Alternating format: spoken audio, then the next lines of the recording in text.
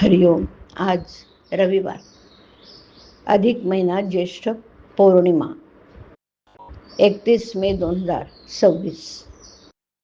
सद्गुरू ब्रह्मचैतन्य गोंदवलेकर महाराज आज आपल्याला सांगणार आहेत, भगवंताला शरण जावं.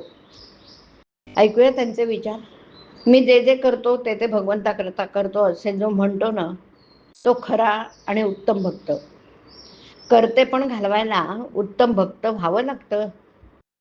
भगवंत प्राप्तीशिवाय दुसरं काहीही नको असं वाटणं हे भक्ताचं लक्षण आहे.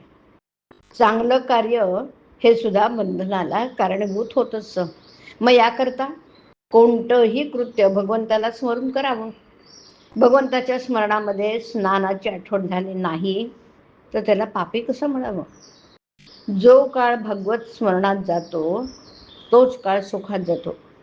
विषयासाठी आपण स्वतःला विसरतो. मग भगवंताला आठवड्यात का नाही स्वतःला विसरू. मला सगुणात प्रेम येत नाही असे जोपर्यंत वाटते तोपर्यंत सगुण भक्ती करावी. गुरुच्या इच्छेप्रमाणे आपण वागलो म्हणजे माझी इच्छा नाहीशीच नाही का झाली. यामध्ये अभिमान अनायसे मारला जातो. मीपणा टाकल्याशिवाय गुरु आज्ञा नाही पाळता येत. गुरु आज्ञाप्रमाणे मानून माझी इच्छा मी दाबू लागलो तरी सुद्धा ती आपलं डोकं मधून मधून वर काढतेच. पण तिला एकदा कळलं की हा ऐकत नाही की मग ती हळूहळू नाहीशी होत जाते. देह अर्पण करण्यापर्यंत मजल आली तरी गुरु आज्ञा मोडू नये.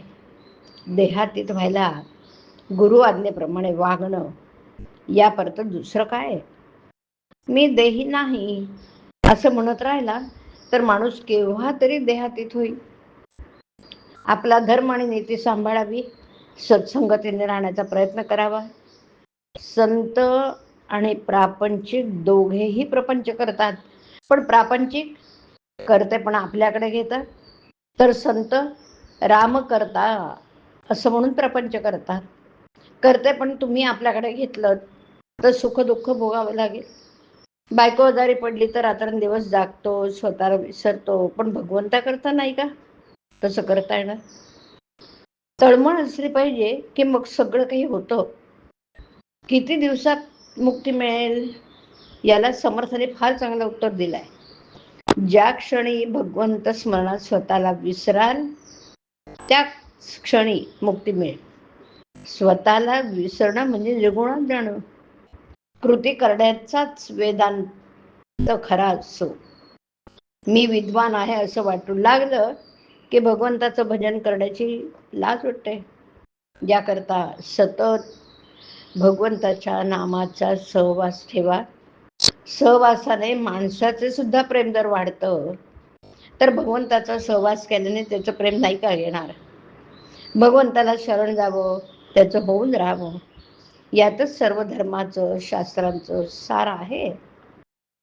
देहाहून किंवा मनाहून आपण निराळे आहोत म्हणून नाम घेत तसे वेगळं राहण्याचा प्रयत्न करावा. जे कशानेही साधलं नाही ते नामाने नक्कीच साधेल. हरिओम. हरिओम तत्सत. हरिओम.